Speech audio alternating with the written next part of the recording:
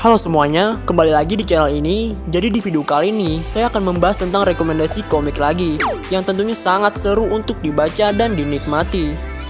Untuk di video kali ini, saya akan membahas rekomendasi manhwa, dengan MC bertipe villain, yang tentunya badass dan overpower. Maka dari itu, di video kali ini saya telah rangkum manhwa-manhwa tersebut. Tapi sebelum kita masuk ke pembahasan, jangan lupa untuk menekan tombol like dan subscribe-nya dulu. Karena dukungan kalian di sini sangat dibutuhkan agar channel ini dapat berkembang dan bermanfaat bagi kita semua.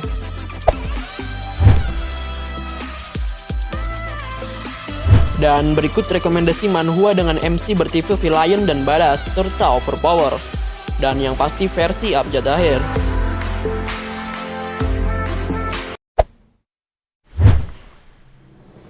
Yang pertama ada manhwa berjudul Psycho Revenge. Jadi manhwa ini menceritakan tentang sebuah organisasi bernama Neon Maze, yang tujuan organisasinya tersebut adalah memburu para tukang bully atau penindas di seluruh dunia, dengan membuat sebuah channel di mana isi channel tersebut adalah video-video Neon Maze yang berhasil membantai dan mempermalukan para tukang bully dan penindas yang berhasil mereka buru. MC di manhwa ini bernama Sungbin. Dia merupakan anggota dari Neon Maze, sekaligus pendiri Neon Maze itu sendiri.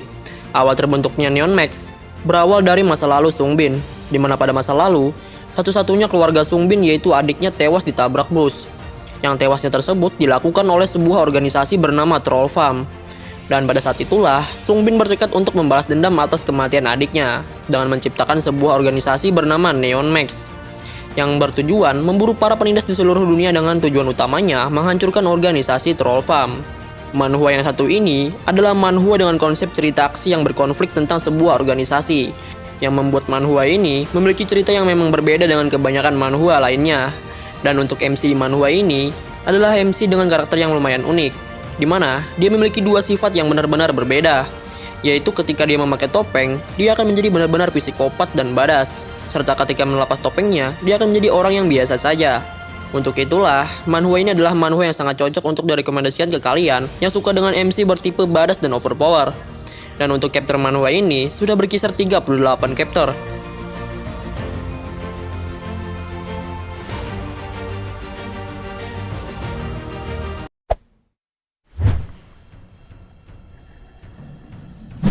Berikutnya ada manhwa berjudul Regression Instruction Manual. Manhwa ini menceritakan tentang seorang pria bernama Lee Kyong, di mana dia dikirim ke sebuah dunia lain bersamaan dengan beberapa orang yang ikut dipindahkan ke dunia lain juga. Kemudian, di dunia tersebut muncullah seorang dewi yang mengatakan bahwa para manusia yang terpilih tersebut akan menyelamatkan sebuah dunia yang berada dalam ambang kehancuran. Para manusia yang telah dipilih dapat mengakses status Windows dan memiliki berbagai skill layaknya sebuah game. Beberapa orang memiliki sebuah skill yang lumayan hebat, sedangkan untuk Lee Kyong, dia mendapat sebuah skill sampah, yaitu keputusasaan. Sebuah skill yang benar-benar membuatnya putus asa. Di mana sekeras apapun Lee Kyong berlatih, memegang pedang atau senjata, dia tidak akan becus melakukannya. Atau bisa dibilang, skillnya hanya jalan di tempat. Tentu saja, Lee Kyong merasa frustasi dengan keadaan dirinya, karena mendapat kesialan. Tapi karena hal itulah yang membuat Lee Kyong bertekad untuk terus bertahan hidup dengan cara apapun. MC di manhwa ini yaitu Lee Kyong, nantinya dia akan memanfaatkan orang-orang di sekitarnya untuk bertahan hidup dengan berpura-pura menjadi pribadi yang baik yang padahal hanya memanfaatkan kemampuan rekannya. Ya, bisa dibilang sifat dari Lee Kyong ini bermuka dua. Tapi yang saya suka dari MC yang satu ini adalah dia jenius dalam menilai sesuatu dan memiliki akal yang licik. Untuk manhwa ini memiliki alur cerita yang lumayan seru untuk dibaca. Walau konsep ceritanya sedikit pasaran dengan kebanyakan manhwa fantasi lainnya, tapi dengan adanya MC seperti Lee Kyong dalam cerita, membuat manhwa ini sudah cukup lumayan berbeda dengan kebanyakan manhwa lainnya. Dan untuk chapter manhwa ini sendiri telah berkisar 30-an.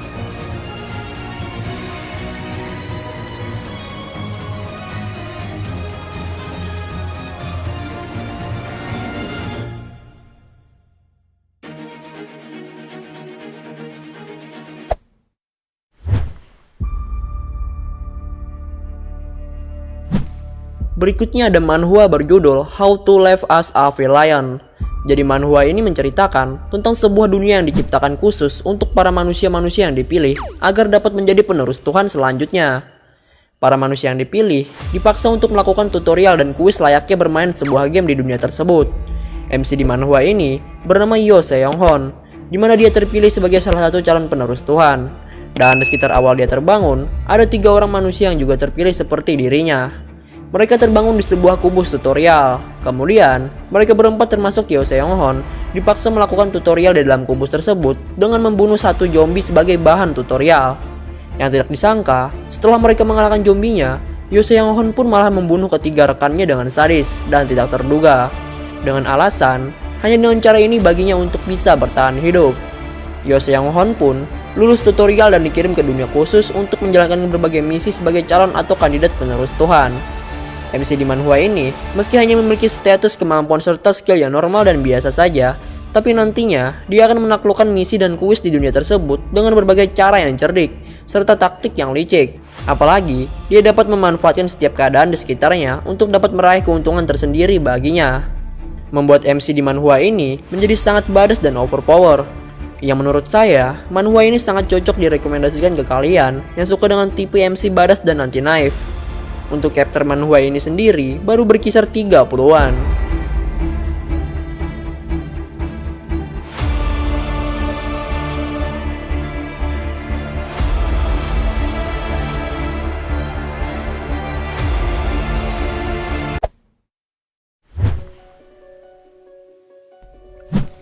Berikutnya ada manhwa berjudul 100 Player Battleground.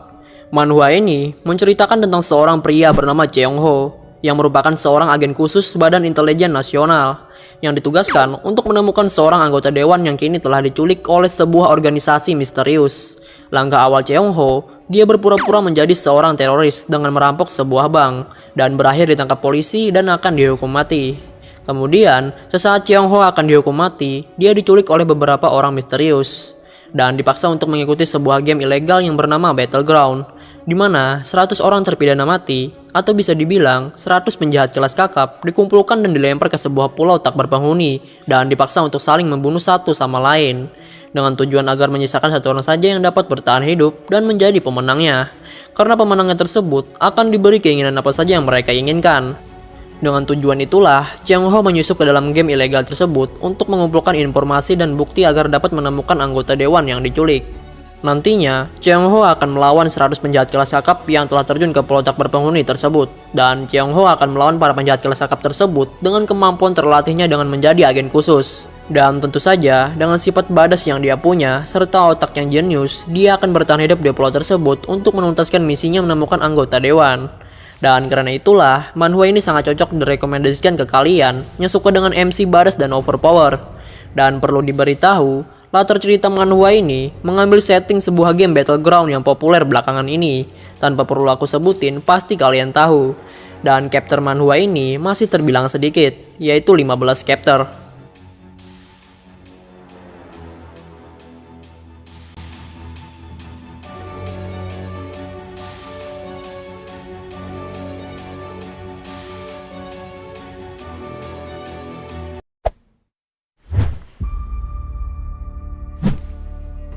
Terakhir, ada manhwa berjudul Is the Demon King a Healer? Jadi manhwa ini menceritakan tentang seorang petualang yang jobnya itu adalah healer. Dan dia memiliki sebuah party di mana anggota partinya itu memperlakukan dirinya layaknya sampah tidak berguna. Tentu saja, dikarenakan dirinya hanyalah seorang healer, di mana healer dianggap tidak terlalu berguna di pertarungan. Kemudian, dia pun dikeluarkan dari partinya tersebut. Dan saat itulah, dia bertekad untuk membalas dendam.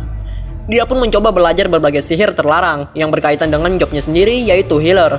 Setelah berhasil menguasai berbagai jenis sihir terlarang, dia pun nekat untuk mendatangi kastil kediaman sang Raja Iblis, yaitu keberadaan yang ditakuti umat manusia.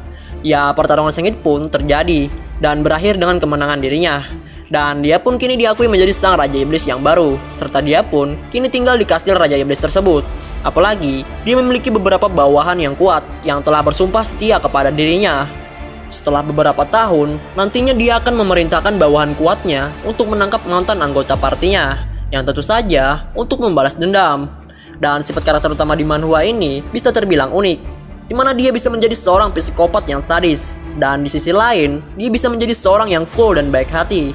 Ya, bisa dibilang, manhwa ini nantinya bakalan jadi calon masterpiece, karena disuguhkan dengan cerita yang berplot twist yang banyak.